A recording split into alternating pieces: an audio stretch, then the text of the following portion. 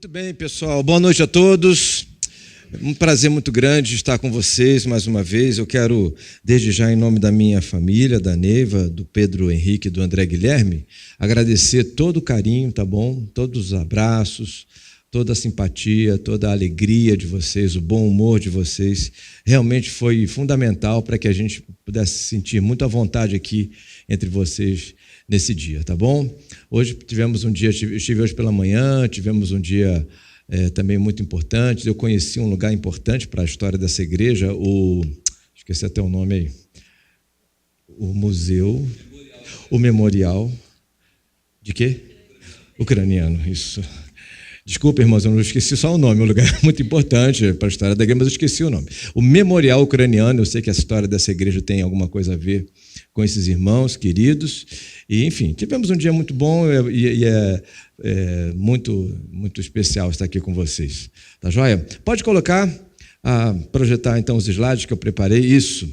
O tema para essa pequena reflexão é para se viver bem. Vocês vão entender bem o porquê disso. Mas antes, quero mostrar uma foto da minha igreja lá no Rio de Janeiro, matar um pouco a saudade do Natan e da Renata, que certamente passaram muito na frente dessa igreja. Essa igreja Batista do Fonseca, onde eu sou pastor há 4 anos, e ela fica numa avenida chamada numa alameda, chamada Alameda São Boaventura, que é principal ali no bairro do Fonseca, é uma das principais do bairro de Niterói. Quem vem por um lado da região dos Lagos, Maricá, Araruama, Saquarema, região oceânica, então inevitavelmente passa na porta da igreja. Ela é muito conhecida por isso, entendeu? Não é nem pelo pastor, nem por nada não, porque ela fica na avenida principal lá do bairro. Essa é a Igreja Batista do Fonseca. Fica aqui o convite, quando você estiver lá no Rio de Janeiro, pode chegar lá, eu te garanto água gelada e cafezinho, se tiver na garrafa. Se não tiver, a gente faz um pouquinho lá para você. Tá joia? Essa aqui é a minha família, para quem não viu os meninos, né? A Neiva está aqui, Neiva faz assim para o pessoal saber, a Neiva está aqui, num dos pontos turísticos lá do Rio de Janeiro. Esse aqui é o André Guilherme, o nosso filho mais velho, dá para ver que ele é bem velhinho, né? Esse aqui é o Pedro Henrique, o nosso filho mais novo. Muito bem, meus irmãos, a questão é essa. Eu colhi essa frase de uma canção antiga, de um cantor também muito famoso, e entendo que essa frase ela tem muito a ver com o tempo que nós estamos vivendo, exatamente por conta de um episódio, que na verdade não é bem um episódio, mas é um destaque que eu posso fazer nesse tempo tão desafiador que nós vivemos. É preciso saber viver. Estamos atravessados por um monte de questões que estão atrapalhando, entendem? Que estão, de alguma maneira, impedindo uma qualidade de vida para a gente. Independentemente do lugar onde você vive, né, eu tenho percebido que vocês aqui são privilegiados, vocês que moram na cidade de Curitiba, numa relação com a cidade do Rio de Janeiro, especialmente nos últimos anos, vocês estão tendo uma qualidade de vida bem melhor do que a gente lá, por conta de uma série de fatores que nem cabe aqui agora dizer. Mas isso é um fato. Mas o que é engraçado é que, independentemente, você pode viver no melhor país do mundo, ou você pode viver até no pior país do mundo. É preciso saber viver. Tem que saber viver. E, irmãos, eu estava andando no meu carro lá no Rio, ouvindo uma rádio, e ouvi uma comentarista, uma espécie de colunista do rádio. Ela escreveu um artigo e ela resolveu fazer um áudio desse artigo. E é esse que é o destaque que eu quero dar aqui para a gente hoje. O tema, o título da coluna dela daquele dia era esse aqui: o ódio está nu na sociedade. E o que é engraçado é que essa colunista não tem nada a ver com o evangelho, não é uma pessoa que se identifica como uma pessoa cristã evangélica, eu creio que ela realmente não seja, mas ela começou a descrever um pouco do quanto ela tem estado impressionada com o ódio na sociedade.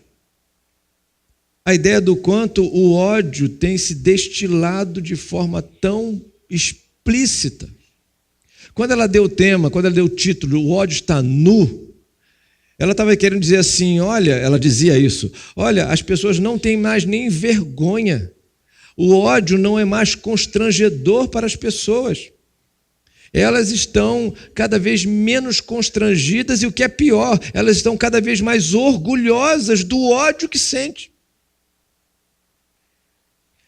E ela foi citar um episódio bem brasileiro que tem marcado o nosso país e que inclusive está bem perto aqui da gente. Quando eu disse lá no Rio que eu ia para Curitiba, muita gente falou, vai dar o que em Curitiba? Eu falei, vou lá visitar um companheiro meu lá em Curitiba. Não, mas não tem nada a ver com isso, não tenho nenhuma identificação com a política, mas ela citava o episódio da prisão do ex-presidente Lula. E ela dizia o quanto ela estava impressionada com o ódio, tanto de um lado quanto do outro. E as redes sociais, os aplicativos, eles alimentaram cada vez mais esse negócio, até porque na rede social e no aplicativo é mais fácil ainda. Por isso que ela disse, o ódio se desnudou.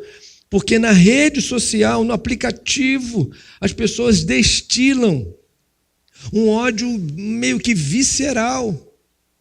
E enquanto ela comentava aquilo no rádio, eu fiquei pensando, meu Deus, isso é verdade. Isso é verdade. Tivemos um episódio nesse negócio aí da prisão do ex-presidente Lula, de um empresário que foi empurrado por sei lá, eu acho que era ex-deputado, ex-vereador. O cara bateu com a cabeça no chão, teve traumatismo craniano. Então entenda, veja bem que coisa impressionante. Só porque alguém tem uma opinião. Porque, irmãos, eu não sei quantos aqui militam nessa questão, mas na minha opinião, essa é uma questão de opinião. Um concorda e o outro não concorda. Ponto final. Podemos até discutir os motivos por que esse aqui concorda e os motivos por que esse aqui não concorda, mas não é plausível, não é humano, não é racional que um empurre o outro, brigue com o outro. Lá em Brasília tem que ter a polícia no meio e não sei quantos, mas sei lá, 1 quilômetro para cá, outro quilômetro para lá, dos grupos, porque se não tivesse negócio, e se eles se juntarem, eles se matam. E se matam por conta de uma ideia. O ex-presidente está dizendo isso agora, né? Que ele não é mais uma pessoa, ele é uma ideia. Seja o que for. Existe uma questão na nossa sociedade que mostra muito isso, chamada futebol. No futebol, meus irmãos, nós vemos isso um pouquinho mais, em mais riqueza de detalhes, porque já vimos imagens de alguém pegando uma barra de madeira e dando na cabeça do outro. E aí você vai perguntar assim, cara, por que você está dando essa paulada na cabeça dessa pessoa? Ele torce por um time contrário ao meu. Tenta imaginar isso. Não lhe fez nada, não fez nada contra a sua família, não lhe fez nada contra a pessoa física, não fez nada contra a sua profissão. Ele só torce para o outro time. Teve episódio lá no Rio, muito engraçado, eu tenho que rir de um negócio desse. Apareceu na televisão o cara brigando com o outro, com a mesma camisa do time.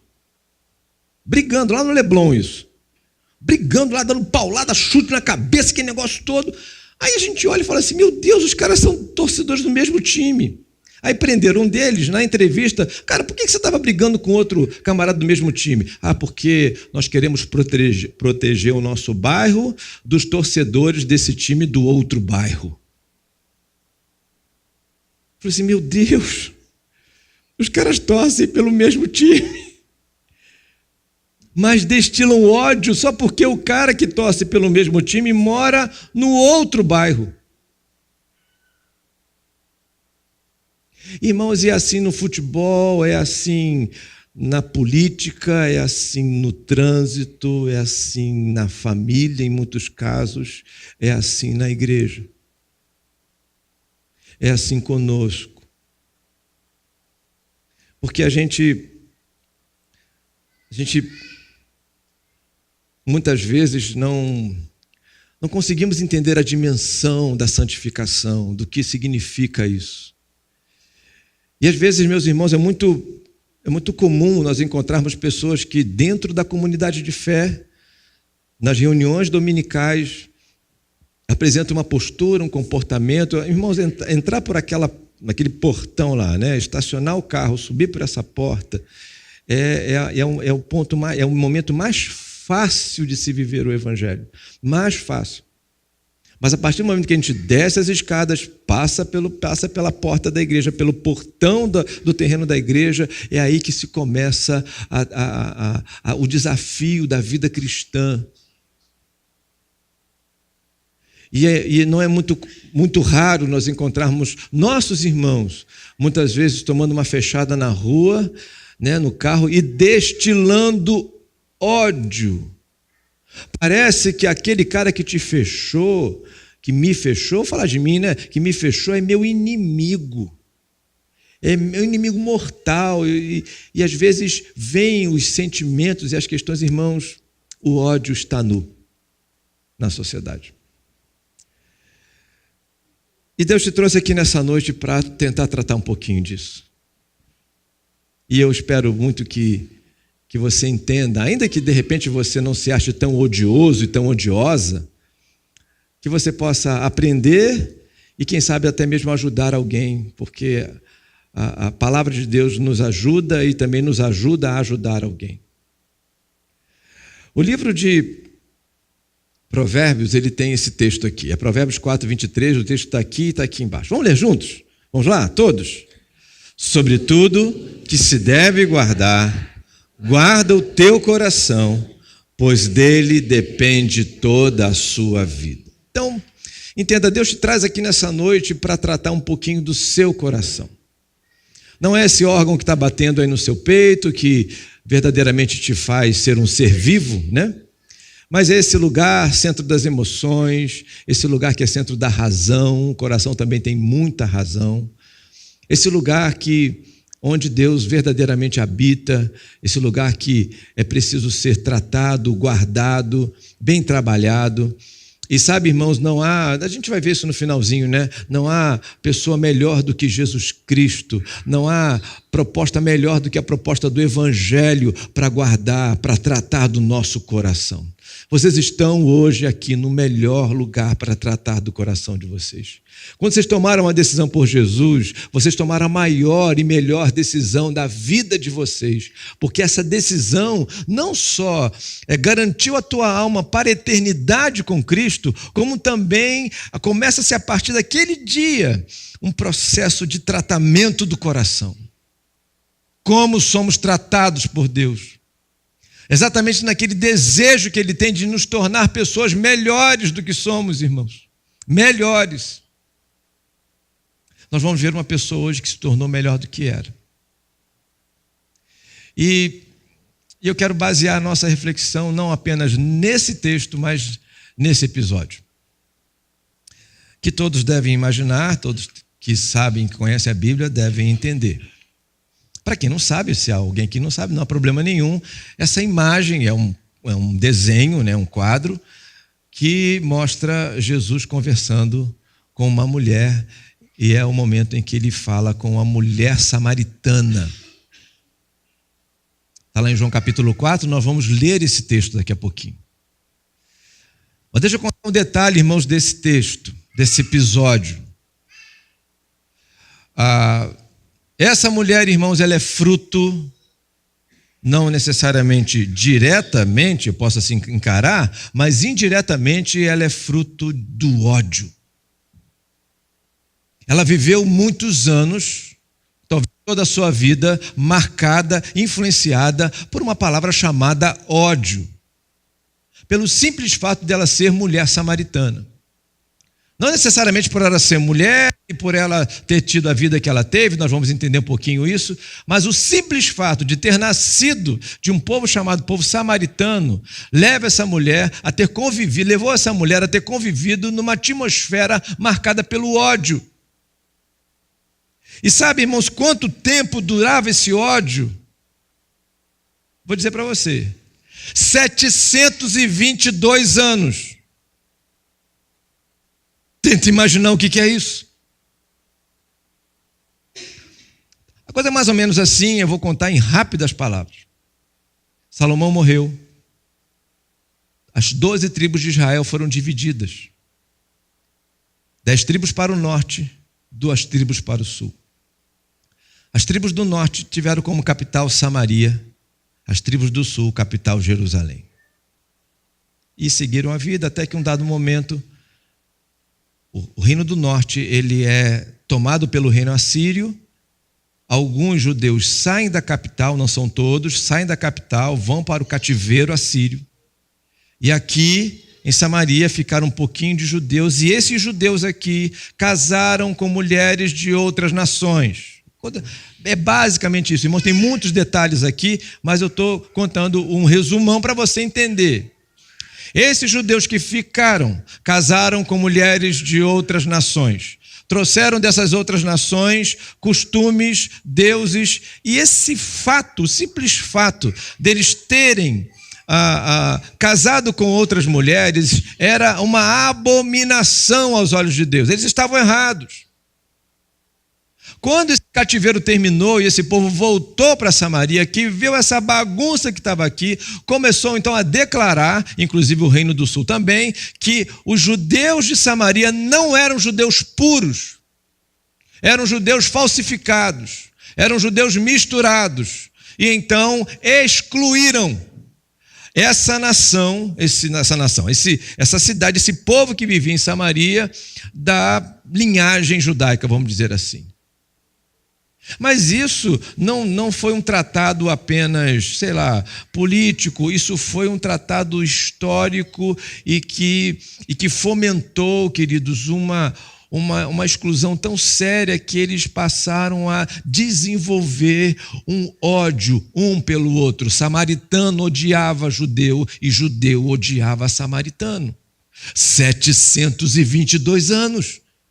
Em tese aí, irmãos, vamos colocar aí numa matemática mais ou menos 8 a 9 gerações de gente que viveu, nasceu, viveu e morreu dizendo assim, olha, não pise em Samaria, não fale com o samaritano. Pô, mas o que houve, cara? Não sei, o negócio é o seguinte, eles são nossos opositores, não são judeus puros, são nossos inimigos. Essa mulher é fruto desse negócio. E aí, meus irmãos, nós vamos ver agora a partir do texto de João capítulo 4. Eu vou projetar o texto para vocês. Nós vamos fazer uma dinâmica da leitura aqui, porque o texto é longo. O Senhor Jesus, irmãos, tratando de um ódio quase que milenar. E vamos perceber o quanto que para Jesus o ódio precisa ser tratado. Na verdade, o que nós vamos perceber nessa noite é que o coração dessa mulher, ele tinha alguns problemas por conta dela não ter sido uma judia,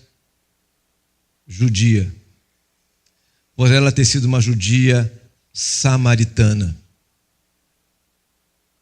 Existem 3 variáveis que acontecem. Jesus trata de 3 questões no coração dessa mulher que muda a vida dela. Mulher que teve suas opções, ela não é uma vítima tão somente, ela teve escolhas erradas, mas ela era resultado de um ódio do seu povo. Vamos ler o texto? A gente vai fazer o seguinte, irmãos. Eu vou contar com a voz de vocês, tá bom? Eu vou ler um slide, independentemente se tem 2 versículos ou 3, eu leio um slide, os homens lerão o seguinte, as mulheres lerão o próximo. E assim todo mundo participa, tá joia? É um texto um pouquinho longo, João capítulo 4, a partir do verso 13, é a NVI que está aqui. Então eu começo, depois os homens, depois as mulheres. Na minha igreja, os homens perdem de lavada. É impressionante aqueles homens de lá. Eles, não sei se é questão de carioca, tem uma preguiça de ler. A gente tem que falar assim, vamos lá, gente, bota essa voz para fora aí e tal. E as mulheres dão um banho. Eu vou ver como é que vai ser isso aqui. Tá bom? Vamos lá. Eu começo depois os homens, depois as mulheres. João 4,3. Deixou a Judéia, retirando-se outra vez para a Galiléia, e era-lhe necessário atravessar a província de Samaria.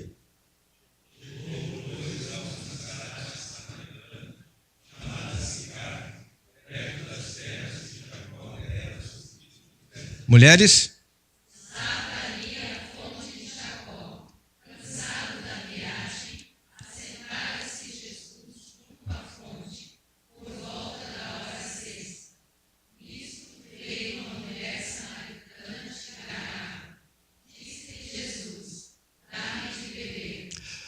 Pois seus discípulos tinham ido à cidade para comprar alimentos. Então lhe disse a mulher samaritana: Como, sendo tu judeu, pede de beber a mim, que sou mulher samaritana?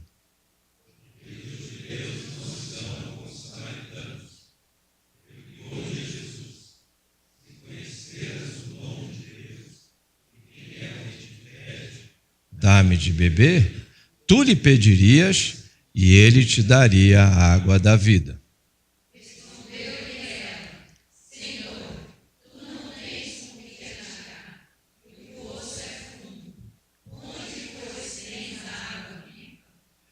És tu, porventura, maior do que Jacó, o nosso pai, que nos deu o poço, do qual ele mesmo bebeu, e bem assim seus filhos e seu gado?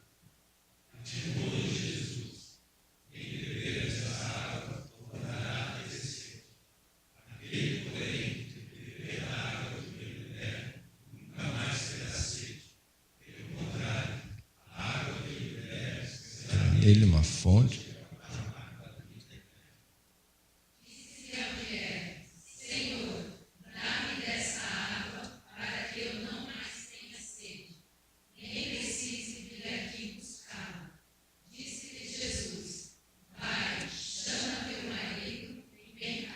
Ao que lhe respondeu a mulher: Não tenho marido. Replicou-lhe Jesus: Bem disseste, não tenho marido, porque 5 maridos já tiveste, e esse que agora tens não é teu marido. Isto disseste com verdade.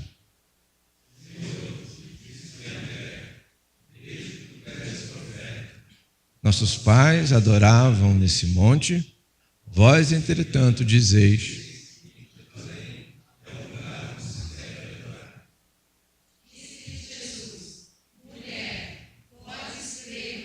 a hora vem, quando nem neste monte, nem em Jerusalém, vós adorais o que não conheceis. Nós adoramos o que conhecemos, porque a salvação vem dos judeus.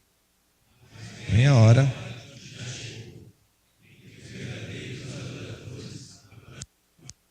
Inspira.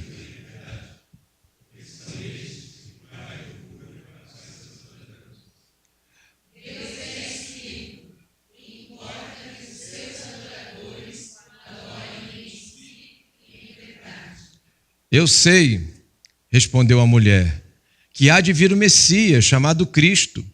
Quando ele vier, nos anunciará todas as coisas. Eu sou, eu que falo contigo.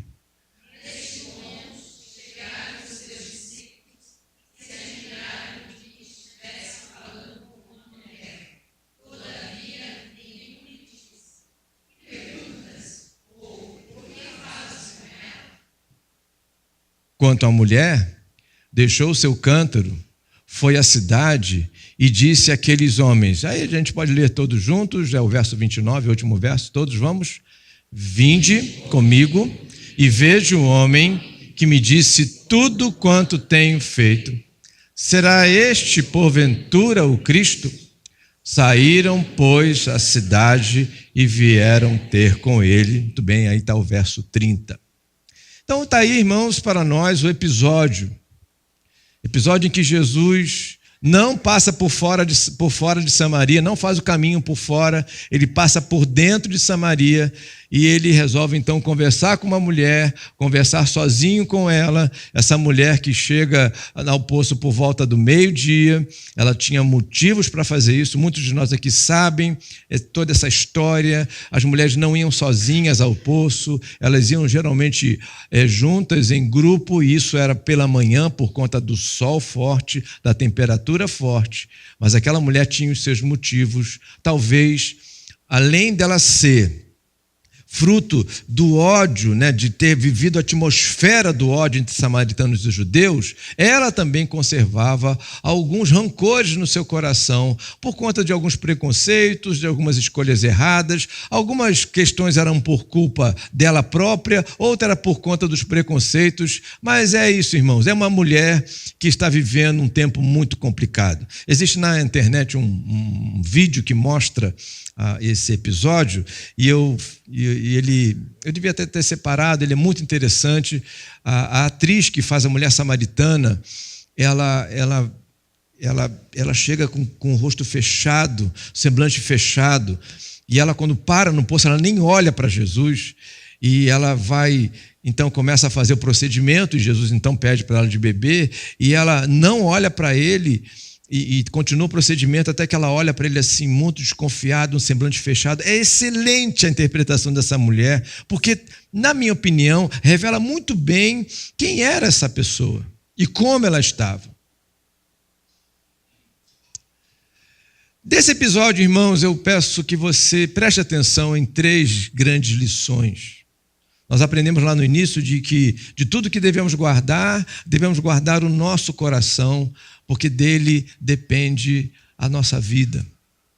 E, em primeiro lugar, queridos, quero dizer para você, para a nossa lição, para mim também, a sua vida depende. Guarde o seu coração, porque a sua vida depende, guarde o coração, porque a sua vida depende da sua paixão.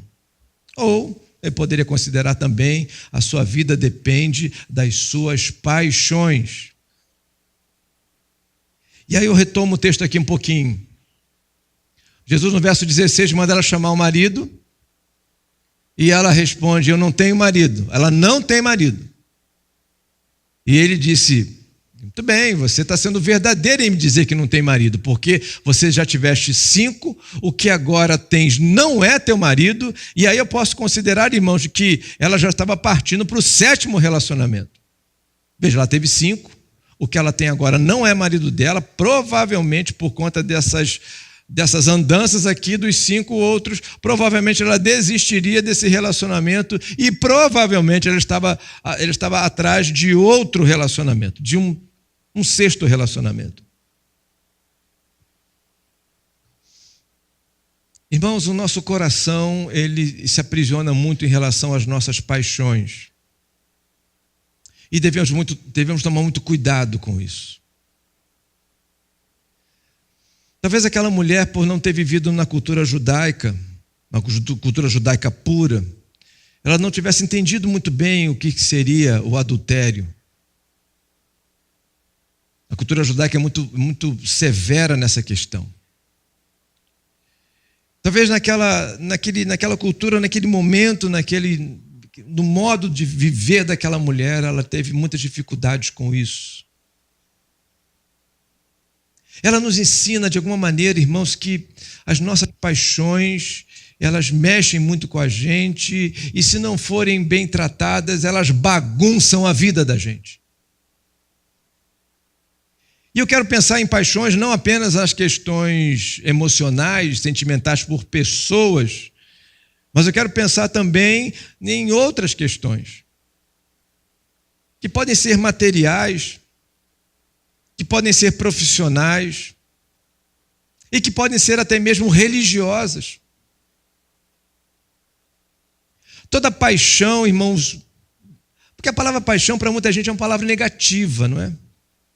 Mas ela tem um lado positivo, vamos dizer assim. Paixão é aquele sentimento intenso, aquela força do sentimento que te mobiliza, que faz com que você trabalhe, que você se supere cansaços, supere até mesmo os teus próprios limites. Muita gente até se supera na questão financeira e acaba até gastando mais do que deveria. por conta da sua paixão. Mas a grande questão, irmãos, é que paixão, ela é perigosa demais. Ela pode desequilibrar a nossa vida. Aquela mulher estava indo ao poço ao meio-dia, pegando um sol terrível, porque haviam desequilíbrios na vida dela.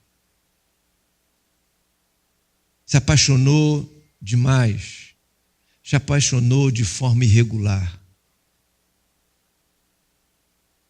Cabe bem uma pergunta, né? Como é que estão as tuas paixões? Você é apaixonado pelo quê? E até que ponto, pare para pensar, e até que ponto essa paixão pode estar atrapalhando ou não a tua caminhada?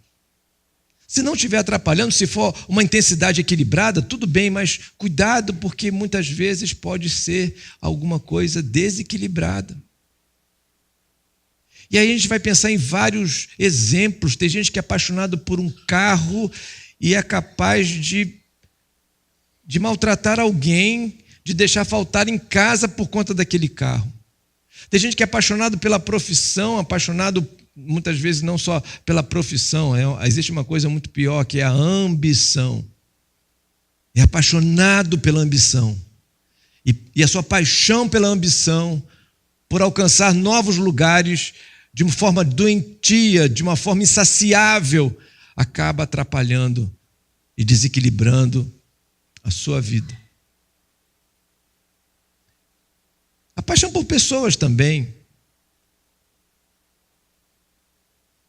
De tudo que deve guardar, guarde o seu coração, porque dele depende a sua vida, e guardar o coração está muito relacionado a guardar as suas paixões. Em segundo lugar, irmãos, ele fala da adoração. Guarda o teu coração, porque sua vida depende da sua adoração. Aquela mulher tinha não apenas as suas paixões irregulares, mal colocadas, maltratadas, mal posicionadas, mas ela também tinha um problema com a adoração. Isso muito fruto do povo onde ela vivia. E Jesus vai cuidar disso. Ele chega e diz, olha, ela vai falar, Senhor, disse a mulher, vejo que tu és profeta. Quando ela começa a perceber que a conversa é bem diferente, havia naquele homem algo muito especial. E ela então vai tratar de adoração. Nossos pais adoravam nesse monte, vós, entretanto, dizeis que é em Jerusalém, que é o lugar onde se deve adorar. E aí Jesus então começa a perceber também essa dificuldade dela e começa a corrigir isso. Olha, mulher, podes crer-me que a hora vem quando nem nesse monte a questão não vai ser mais geográfica, não vai ser mais um lugar, não vai estar atrelada mais a um espaço físico, a um espaço geográfico, não vai ser nem nesse monte, nem em Jerusalém que adorareis o Pai.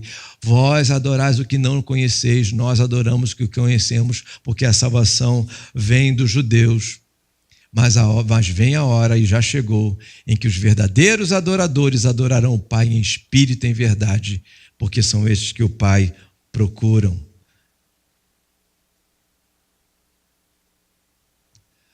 Deus é espírito, e importa que os seus adoradores o adorem em espírito e em verdade. Essas palavras, irmãos, elas corrigiram a adoração daquela mulher. Nossa vida depende da nossa adoração, de uma adoração correta, em alguns aspectos. Primeiro, uma adoração correta em relação ao objeto. Quem é, permitam-me aqui, entre aspas, muito entre aspas, quem é o objeto da nossa adoração. E segunda coisa é a questão da própria intensidade dessa adoração, que está muito relacionado à paixão. Percebam bem, irmãos, eu estou falando de coisas do coração. Jesus está tratando do coração daquela mulher. Não está tratando das questões físicas, nem das questões históricas. Ele não está pensando no passado. 5 maridos tiveste, o que tem agora não é teu marido, tudo bem. Mas essa conversa tem objetivos bem claros. É o futuro dela. É como ela vai viver dali para frente. Então, ele trata da sua paixão e também ele trata da sua adoração, daquilo que a gente pode considerar da sua espiritualidade. Jesus chega para ela e diz: olha, você vai entender o que é adoração, mulher. Você vai entender que ela não vai estar presa a um espaço e ela será essencialmente espiritual. Não atrelada mais a rituais, nem a festas. É por isso, irmãos, que nós não adoramos Israel. Nós adoramos Jesus Cristo. Esse Jesus que estava ensinando para aquela mulher como deveria ser dali para frente. Não será mais num espaço físico necessariamente específico, não será mais através de rituais. Adoração agora será, mulher, entenda bem, em espírito e em verdade. Entenda, Deus o Pai vai procurar na terra aqueles que fazem exatamente assim como eu estou te falando. Que adorem em espírito e em verdade. Essa questão, irmãos, ela é fundamental, sabe por quê? Porque ela vai sinalizar para a gente que a adoração é autenticamente um estilo de vida. Eu falei isso hoje pela manhã. Adoração é um estilo de vida, é um modus vivendi, é um comportamento fruto de um coração, fruto do nosso coração. Adoração é algo que acontece nos mínimos detalhes, desde quando você lava a louça do café da manhã, desde quando você toma banho de manhã para se arrumar para o trabalho, desde quando você cuida dos filhos, desde quando você começa a viver o seu dia. Ali você já está diante de Deus em espírito e em verdade. Irmãos, isso é fundamental. Você nunca sai da presença de Deus. Nunca. Tem gente que consegue imaginar isso. É por isso que a igreja existe, para reforçar. É por isso que é importante você vir aos cultos, vir na escola bíblica dominical, entende? A comunidade de fé, criada por Jesus, ela tem, dentre tantas utilidades, essa utilidade de reforçar cada vez mais quem é Deus, quem nós somos e como deve ser essa relação entre você e Deus. E essa relação não se dá mais, esse texto é clássico em relação a isso, aliás, ele tem um fundamento teológico muito importante para a nossa própria teologia. Deus é espírito. Não há mais um lugar definido, não há mais um objeto, não há mais uma imagem, não há mais nada, absolutamente nada. Deus é espírito. E esse espírito, ele é imenso, ele ocupa todo o universo. E aí, como diz lá o salmista, você pode estar no buraco mais fundo, você pode estar no monte mais alto, nada te tira da presença de Deus. Aquela mulher, ela ainda imaginava que era ou em Jerusalém ou no monte. Deus te traz aqui nessa noite, meu irmão, para te dizer, não é mais nem em Jerusalém, nem no monte. É em qualquer lugar. Em todo lugar. O teu coração precisa entender isso, porque senão ele se fragmenta. E aí quando você entra na igreja, ele evoca a tua adoração, mas quando você sai da igreja, parece que ele murcha em relação à adoração e você começa a viver como se Deus não estivesse te vendo. Terceiro lugar, irmãos, sua vida depende também da sua dedicação. E é um terceiro aspecto muito interessante desse texto. Está aqui. Verso 25. Eu sei, respondeu a mulher, que há de vir o Messias, chamado Cristo. E quando ele vier, nos anunciará todas as coisas. Ela aprendeu isso. E disse-lhe Jesus, eu o sou, eu que falo contigo. E aí tem mais um momento, vem o verso 28, quando encontramos a mulher mudando. Quando eu falo de dedicação, irmãos, eu falo de missão, eu falo de objetivo. Entenda, essa mulher foi ao poço com o cântaro buscar água para sua casa. Ela teve um encontro com Jesus. Ela teve o seu coração tocado por Jesus. Ela teve a sua adoração tratada por Jesus. E ela então tem a sua dedicação. Ela absorve um negócio, irmãos, impressionante, mas que revela para a gente o poder que há em Jesus Cristo o poder que há na palavra de Jesus. Porque ela, quando ouve tudo aquilo, e quando ela constata que ele era o Messias, muda a sua dedicação, que era pegar água para casa. Ela agora coloca isso em segundo plano, terceiro plano, ela deixa o cântaro deixou seu cântaro, né, lá na fonte, e foi à cidade chamar aqueles homens. Verso 29 e 30, né? E ela chega na cidade, irmãos, e diz: vinde comigo e vede um homem que me disse tudo quanto tenho feito. Será este, porventura, o Cristo? Ela é uma pergunta que, segundo os estudiosos, não é uma dúvida latente, é um misto. Ela está ainda impactada, porque foi um momento logo após o outro. Ela não para refletir, mas ela tem certeza de que é. Tanto é que, irmãos, que eles saíram pois da cidade vieram ter com ele. Ela foi extremamente convincente. Essa mulher, irmãos, segundo os estudiosos, se tornou, em tese, a primeira missionária de toda a história.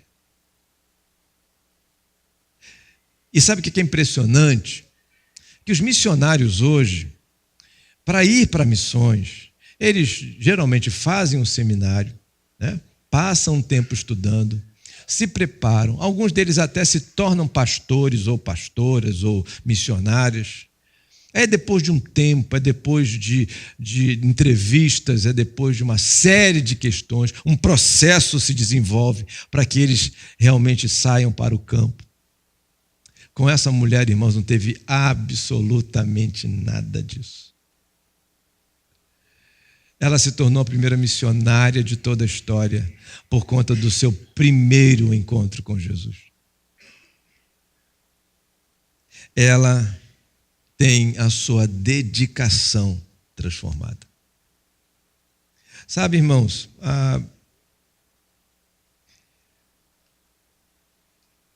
isso é um negócio que a gente tem que parar para pensar. Porque, vejam, eu estou sempre trabalhando com vocês aqui a ideia do coração. O Senhor Jesus, ele tinha e tem ainda, né, esse poder. Só que na sua encarnação, ele manifestou isso muitas vezes. Quando ele chegava em algum lugar e quando ele olhava para as pessoas, ele já sabia a intenção do coração daquelas pessoas. Em alguns episódios nós vemos isso claramente. E na minha opinião, queridos, quando ele se encontra com essa mulher, fruto de uma sociedade odiosa, ele olha para o coração dela e tem compaixão por ela e quebra todos os protocolos que existiam na época para cuidar dela. Mas não é cuidar dela do físico, não é? Talvez ele não tenha dado um abraço nela. Ele cuida do coração dela. E essa reação, irmãos, que ela teve, foi uma reação, olhem para mim, queridos, do coração. Um coração impactado por Cristo, automaticamente. É automático, queridos. Automaticamente ele passa a se dedicar a Cristo. Passa a ter como missão falar de Cristo. Não dá para segurar esse negócio. Tem que falar, tem que expandir, tem que proclamar, tem que fazer alguma coisa. A terceira variável de hoje, irmãos, ela é algo que pode servir para a gente de medida, uma grande medida. Entenda assim, na medida em que o teu coração é impactado pela palavra de Deus, por Jesus Cristo, a sua dedicação, ela é transformada também. Você toma como missão. Veja, não é necessariamente, não que seja necessariamente importante você mudar de trabalho, abandonar a tua profissão para ir para o campo missionário. Não é isso que eu quero dizer. Não que você precise abandonar a tua vida, abandonar a tua família para sair agora pregando o evangelho. Não, não é isso. Não que você precise agora abandonar o teu negócio Não é para agora se dedicar à igreja, vir aqui para a igreja, ficar aqui o dia todo aqui trabalhando na igreja, não. Aliás, irmão, se santidade fosse medida por estar na igreja, zelador de igreja, funcionário da igreja, seriam os mais santos do mundo, porque estão sempre na igreja. Não é isso que eu quero falar. O que eu quero dizer é assim, é possível você, na sua profissão, dentro da sua família, dentro do seu negócio, ser um grande missionário, ter uma dedicação transformada por Cristo. Não precisa abandonar nada disso, ao contrário, é nisso, é naquilo que você está fazendo, em todo o projeto de vida que você tem, naquilo que você desenvolve, ser alguém dedicado a Cristo. Dedicado a Cristo. Aqui, irmãos, paixão, adoração e dedicação. São questões do coração. Até rima, né? Dá até para fazer um cântico com esse negócio aí. Paixão, adoração e dedicação são frutos diretos do nosso coração. E lembra quando eu comecei falando de ódio? Eu quero encerrar pensando um pouquinho no ódio. É isso aqui, quando o nosso coração tem a paixão correta, ok? A adoração correta e a dedicação correta, tudo muito bem alinhado com o que a palavra de Deus coloca para a gente, nós conseguimos tratar do ódio. Quando você for dirigir amanhã, se você estiver dirigindo em adoração, aquela fechada que você vai tomar, vai ser encarada de outra forma. Até porque, irmãos, a maioria das fechadas que a gente toma, elas não são conscientes. Elas são involuntárias. A pessoa não viu. Eu acho, sei lá, muito, muito difícil alguém tá ali dirigindo, olha no retrovisor, vê você se aproximando e joga o carro na tua frente. Pode até acontecer, mas eu acho que comigo, na maioria das vezes que eu fechei as pessoas, eu fiz involuntário. Uma pequena distração. Lá no Rio tem muita moto, né? Então de vez em quando a gente dá umas barradas numas motos lá, mas um motociclista, ele precisa entender que a gente não vê. Uma vez deu uma fechada num motorista, o cara parou e ficou lá. Eu falei assim, meu querido, eu não te vi. Você acha que se eu tivesse te vendo, eu ia jogar o carro em cima de você, rapaz? Mas o ódio nele não permitia que ele entendesse isso. Mas porque o coração, talvez o coração dele não estivesse com a paixão certa, com a adoração certa e com a dedicação certa. E aí, meus irmãos, nada melhor para tratar da paixão, da adoração e da dedicação do que a pessoa de Jesus. Você sai daqui hoje entendendo que você se relaciona com um Deus que está super disposto, como eu disse no começo, a fazer de você uma pessoa melhor do que você é hoje, melhor amanhã do que você é hoje. Eu, quando olho para esse texto, irmãos, o desfecho dele, eu posso acreditar com todas as forças de que aquela mulher, ela se tornou uma mulher melhor. Eu posso acreditar que ela teve as suas paixões alinhadas, a sua adoração corrigida e a sua dedicação e a sua missão bem revelada diante dela. É a pessoa de Jesus, irmãos. O nosso Deus maravilhoso, o nosso grande conselheiro através do seu Espírito, o Senhor da igreja, o centro da igreja, o centro das nossas vidas, a melhor pessoa que chegou para a gente, nos ama independentemente de quem somos, do que fazemos, tem sobre nós a graça. Tenho aprendido, preparei uma série de sermões para a minha igreja sobre Gálatas.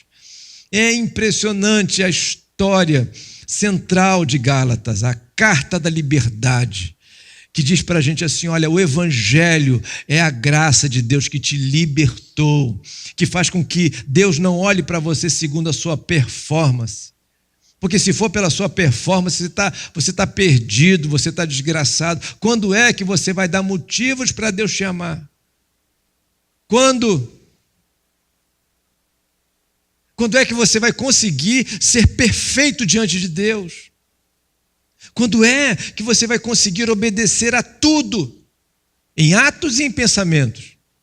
Porque a questão é essa, até em atos, tudo bem. Você, paga os teus impostos em dia, nunca adulterou a sua esposa, o seu marido, cuida bem dos filhos, mas e seus pensamentos?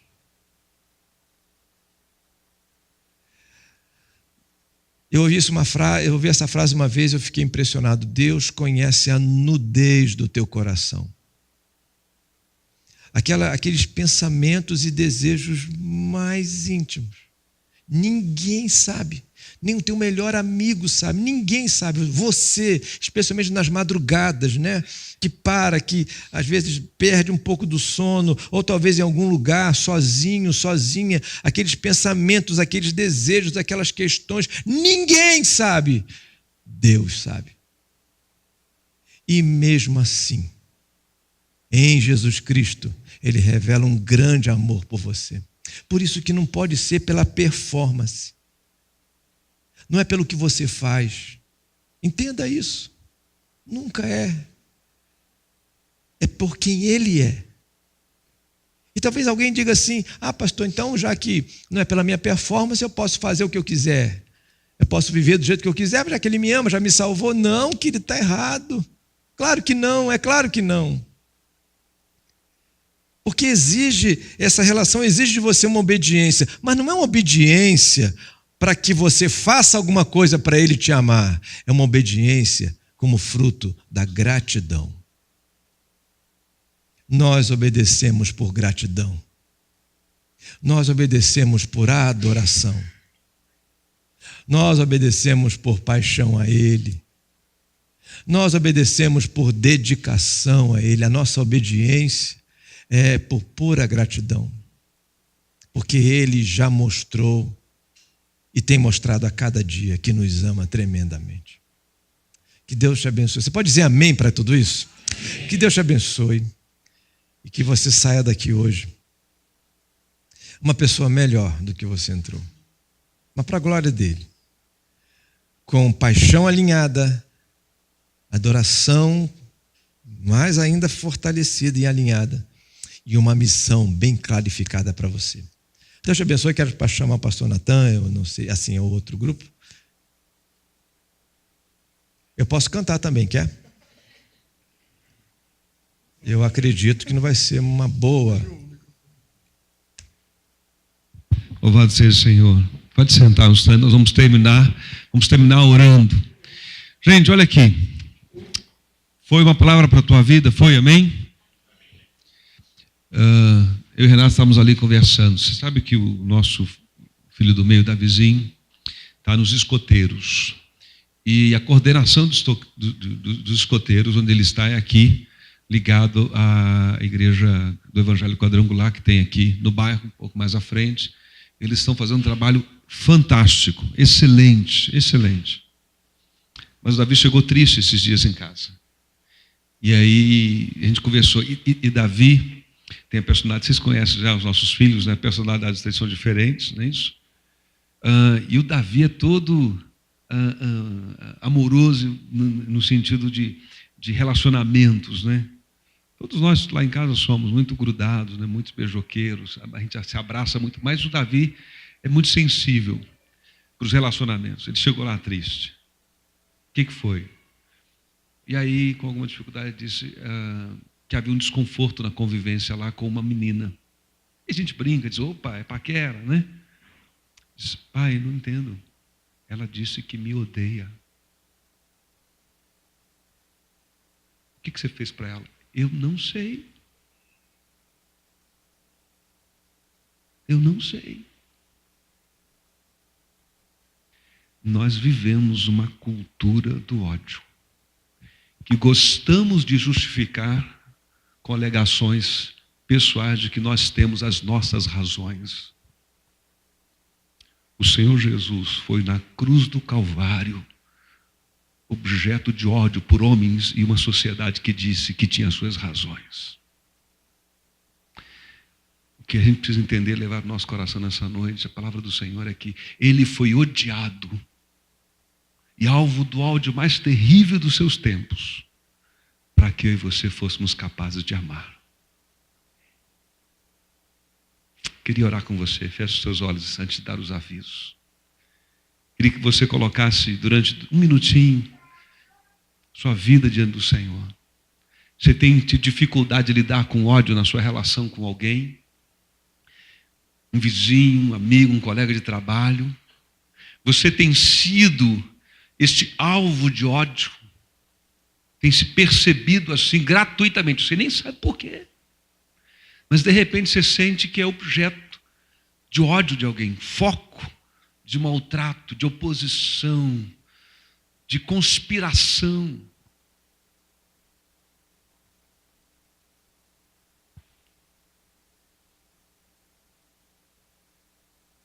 E se alguém sem muita poesia compõe uma música doida e pergunta: que tiro foi esse?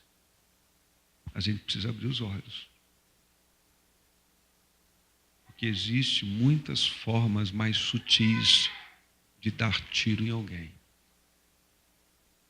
E não são apenas as armas de fogo que estão matando o nosso país. A gente precisa pensar nessa cultura do ódio. Porque a igreja precisa ser não só a reserva moral, mas a reserva da graça e do amor de Deus. A contracultura do ódio com a contracultura da misericórdia, do perdão, do amor, da bondade. Se a igreja não for isso, não há esperança. Porque é da igreja que a gente poderia e deveria esperar a cultura da graça, da misericórdia e do amor. Pede a Deus para tirar o ódio do teu coração essa semana de um modo diferente. Por mais amor. Você levar isso para o teu trabalho, para a tua vizinhança, para o estádio de futebol, para as partidas. Vamos fechar os olhos então e orar. Senhor, nós entendemos o teu recado nessa noite. E entendemos, ó Deus, que ele não tem apenas a ver com alguma coisa pessoal da nossa vida, mas tem a ver com o estado da alma do nosso país, que tem sido conduzido, ó Deus, não apenas talvez por uma má política e uma má moral, mas também, Senhor, por uma má reação daqueles que querem algo diferente. E com temor e tremor, Deus, diante da leitura e da palavra que o Senhor nos traz pela vida do Eduardo, nós queremos reconhecer diante do Senhor que muitas vezes nós estamos devolvendo o ódio, Senhor. E às vezes devolvendo, ó Deus, debaixo de um discurso moral, religioso, da boa conduta. E acabamos, ó Deus, erguendo muros, derrubando pontes, descartando relacionamentos, ó Deus, os quais deveríamos, ó Deus, tirar partido deles para apresentar a graça de Jesus, a proposta do Evangelho. Mas nós respondemos ao ódio com ódio, Senhor. Senhor, é muito difícil oferecer segunda face quando fomos feridos. É muito difícil, Senhor, caminhar a segunda milha quando achamos que ela é humilhante, contraria nossos direitos. É muito difícil, Senhor. Ajuda-nos, ó Deus, porque como igreja do Senhor, nós nos reunimos aqui desejando, diante da Tua palavra, ser a resposta ao ódio desse país. Nós queremos ser o homem e a mulher da paz. Nós queremos ser o homem e a mulher reconhecido como aquele que tem uma palavra de conciliação, de acordo, de ganha-ganha, de harmonia e de pacificação dos ambientes. E de fato, Deus, nós queremos levar essa cultura da misericórdia e da graça do Evangelho de Jesus aonde formos. Ajuda-nos nisso, Senhor. Tira do nosso coração o ódio e ajuda-nos a lidar com o ódio que é dirigido contra a nossa vida e os nossos queridos. Nós rogamos a Tua bênção sobre nós, assim nós rogamos em nome de Jesus. Amém.